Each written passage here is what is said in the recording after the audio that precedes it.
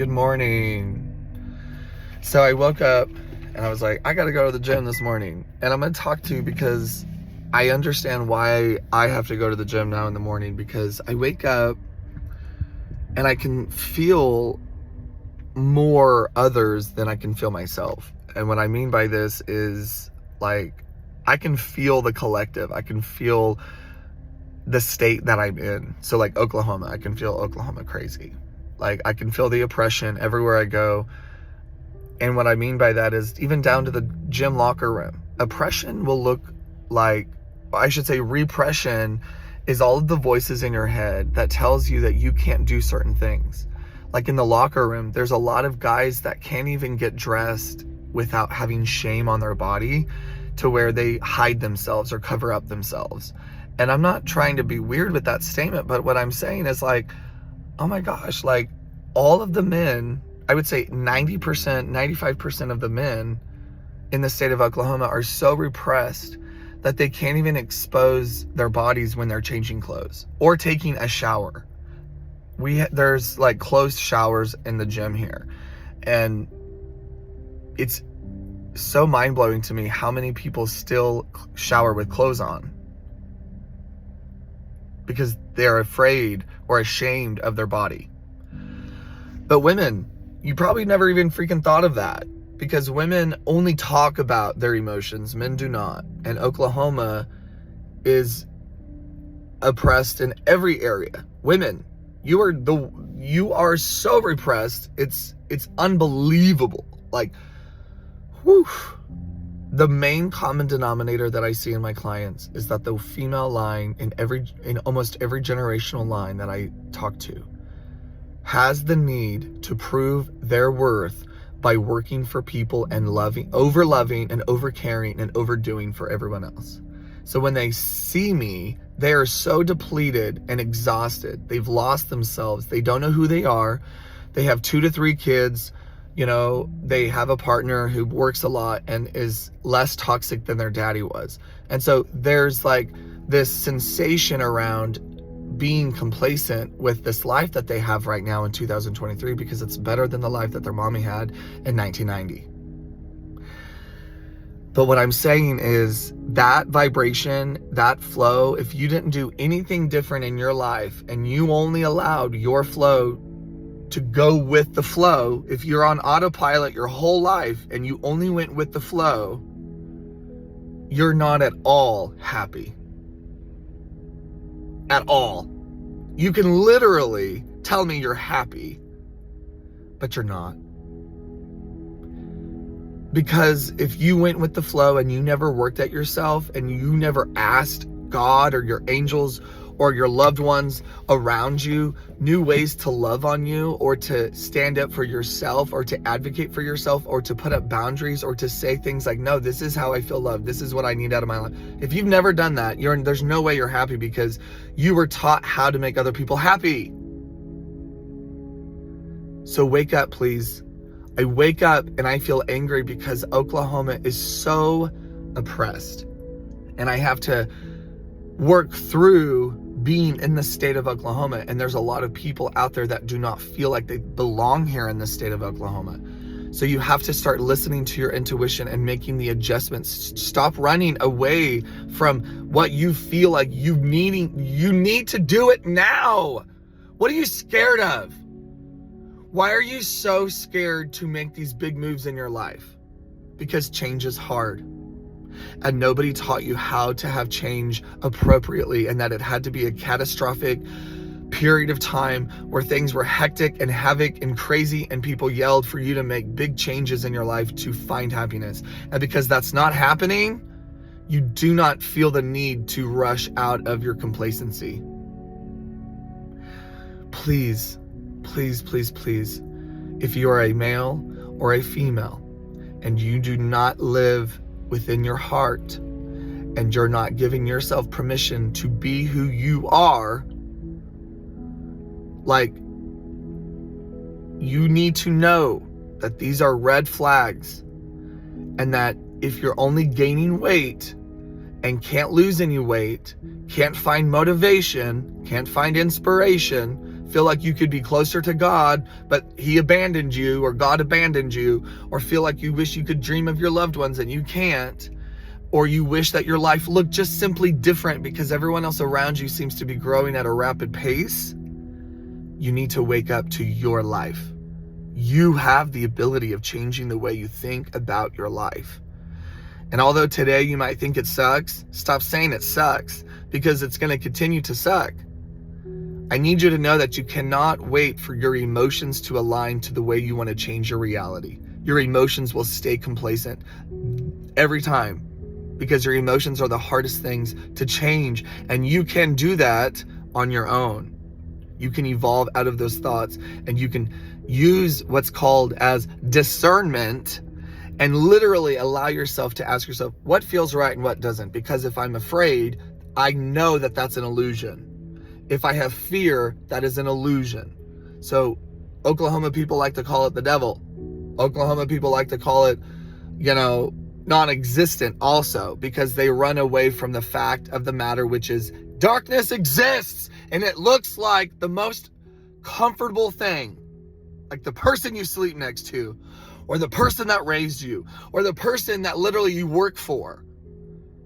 But because they've tricked you into thinking that they look pretty, and that they have your best intention, and that they would never harm you, when you step out of that person that you said you were to them, and you test them by saying, actually, this is what I need, and if they do not evolve for the higher good, they are embodied with some ruin and some darkness, some shadows that don't want you happy. They're pulling you down. So if you feel drained, it's because you've allowed someone in your life to give permission. You've allowed them the permission to drain you. And it's going to look like someone that you should be with, or should have around you, or you should be communicating to. Sometimes it's your best friend that you've had for 20 plus years. And then finally you're like waking up to it. It's like, whoa, that started when I was 15 years old. So I'm letting you know that this is why you're alive. I don't care what religion you believe in. I don't care if you believe in Jesus, Buddha. I don't care what you believe in. But your children deserve better.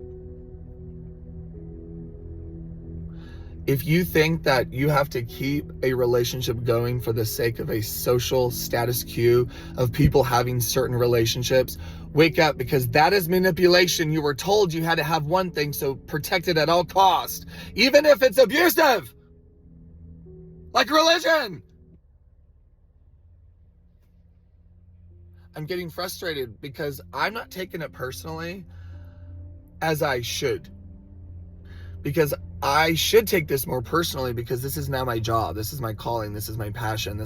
I've had this since I was a child. I was in mission trips as a child, and people don't know that about me, because by the time I went onto the Oklahoma map, I had already done all of that work. And then I was a photographer when people knew me, because I was like, that religion did not click. Like, that was not resonating. My soul knew better. If my soul knew better, then, and if your soul knows better, then don't you think that there's some sort of common denominator, that there's hundreds of people, thousands of people feeling the same way?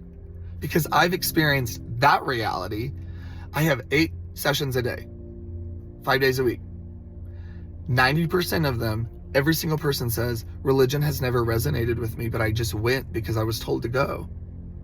And now they're old enough to make decisions, and they're stopped going, not because they don't believe in God, but because they don't believe in the man-made God that the men that wrote the book and the guys standing behind the pew are advocating for, because it's painful. Like, Oklahoma, you need to realize that people are still getting kicked out of church because they're gay. Pastors that are gay are getting the positions, but not getting work. They're not advocating for other things like divorce, or women that are in abusive relationships with their men.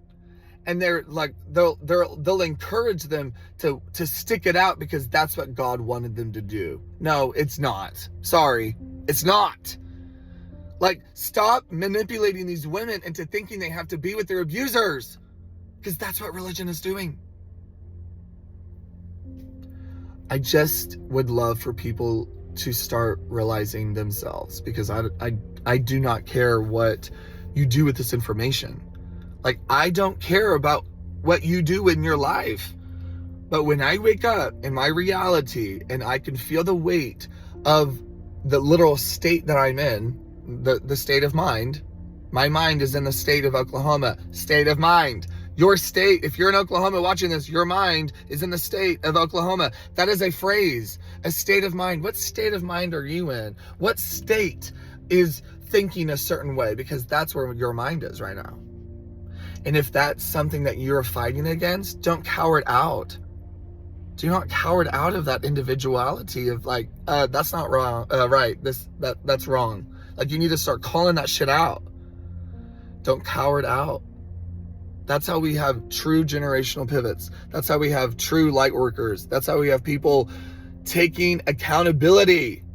If you can take accountability and someone in your life can't in ways that you need, then you need to start measuring up. Let me tell you something. I just spoke to my mom for probably the last time, seriously, just recently, when I found out something to me that it just literally blew my mind.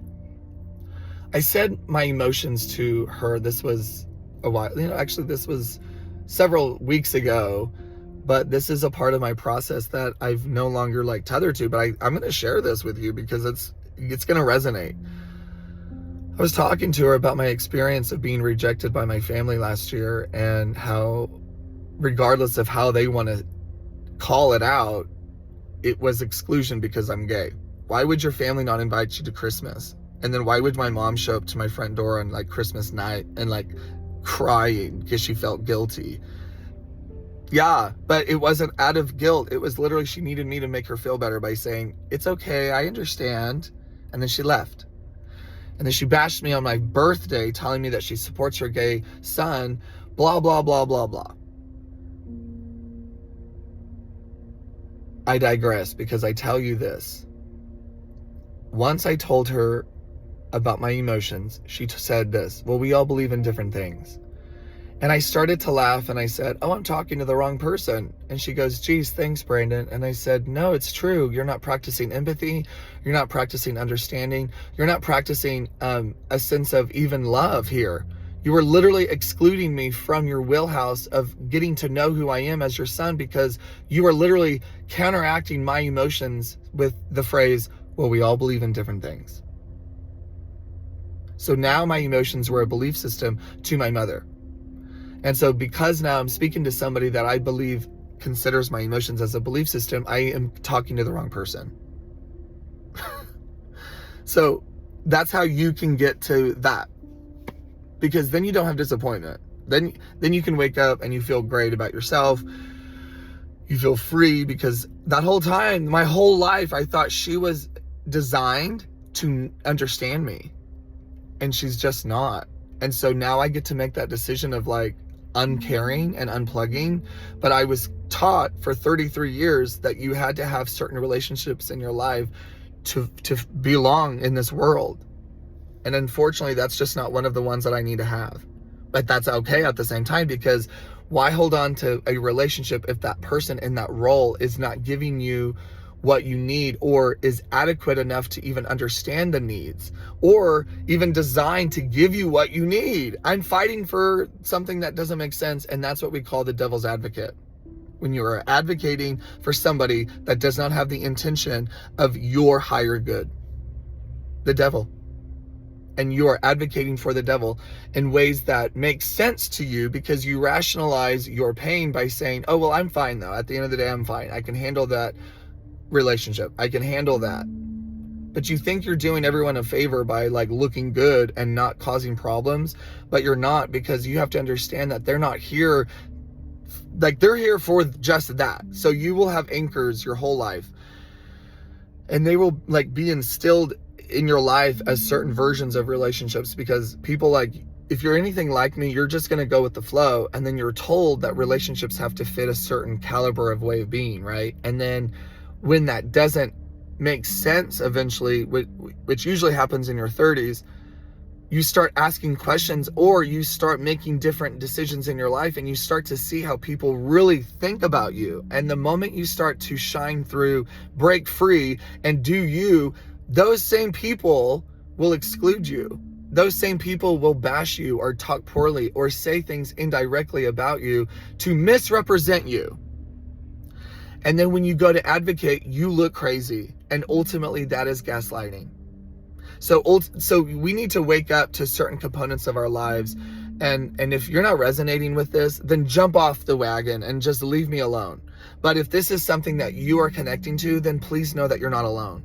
Please know that you are literally somebody that needs to listen to this and feel like it's time to wake up and to trust your intuition. And if you don't know how to trust it, you need to learn it. And if you don't know how to do that, you need to go somewhere and learn it. Like I teach it. Like I can teach you this.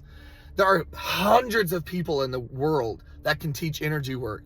But because I'm in Oklahoma and people are just like, la la la, doesn't matter. I'm gonna be a crazy mommy and not ask for help and do everything on my own because I married into a family that disbelieves my way of living, and so I got to just conform and be complacent, and then until boundaries have to happen, I'm not going to worry about it.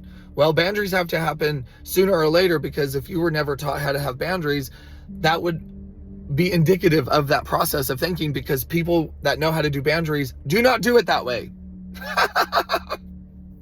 So you got to just kind of learn how to like reparent yourself in a lot of levels, like ways that you can't even think about. Like you've probably already reparented yourself in a lot of areas, but don't allow your stubborn ego to run in the way of where you stopped learning, because that's where your parents did it wrong. And that's why you're starting to see your parents inside of you now, that like indirectly you became your parent. Like, oh gosh, no, I was trying my whole life not to do that, and then here I am doing what they did, but my house is bigger and nicer, or I have better food, or I have a better job. It's like, no, you let the world get a hold of you. So we got to like come back down. Okay. We got to come back down to ourselves, and we got to like connect the dots in a different way. And we got to say, okay, then what is it that I need? And then you got to ask yourself these questions and connect, because your soul will tell you. You were brainwashed and conditioned to think that you have to rely on people to go where you need to go, but you need to have faith in God, knowing that when you connect to yourself, God and the source and your angels are all within you, so you can literally find what you need to know, and it feels right. But don't second guess it. That's when you overthink the shit, and then you have to go back to the original command. So just bypass your own bullshit, listen to your instinct, and make the best moves.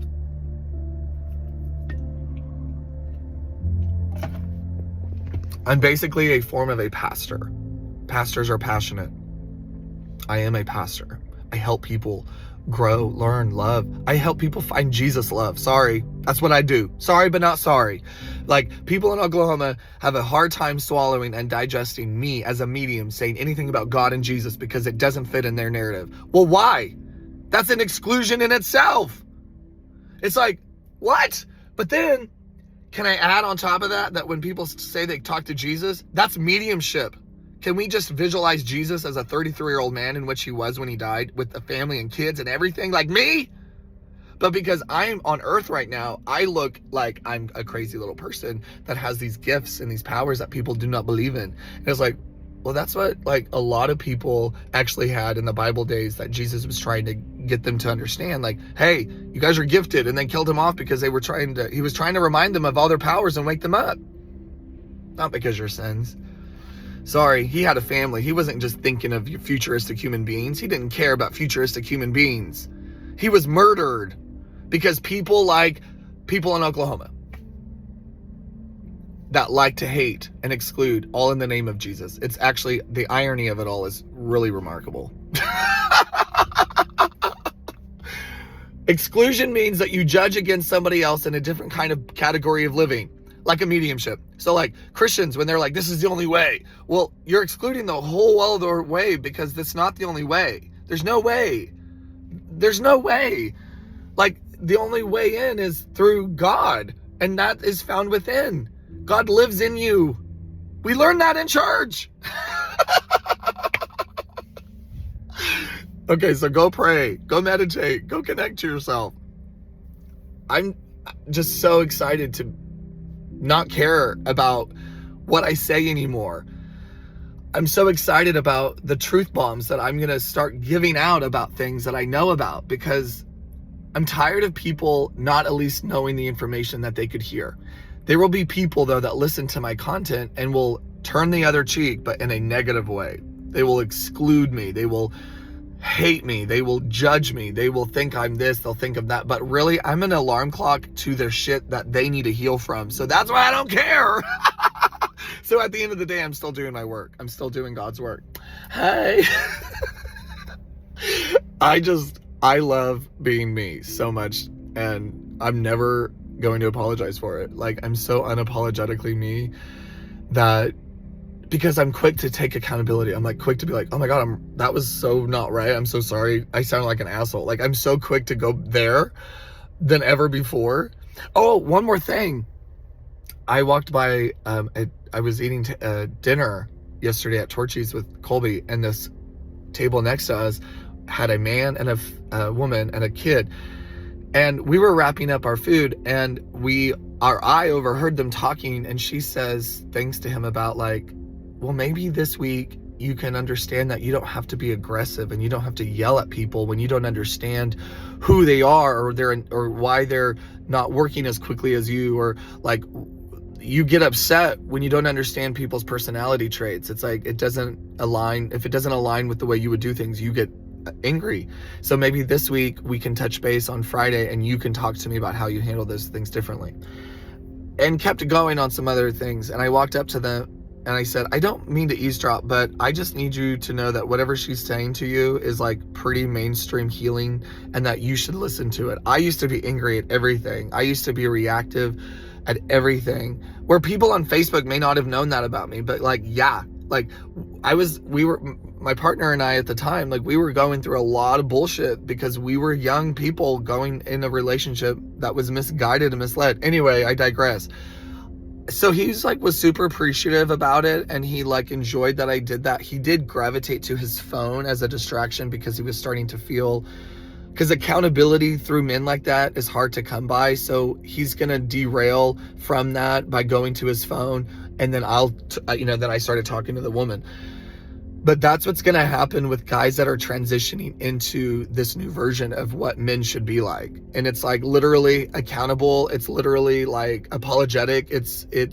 But it's also unapologetic. Like it's apologetic with the accountability of saying like, I'm sorry, that's not what I meant. But it's also unapologetic, where it's like, this is when you hit your identity, you become unapologetically who you are, because that's the version that doesn't create the pain to create the lessons like earlier.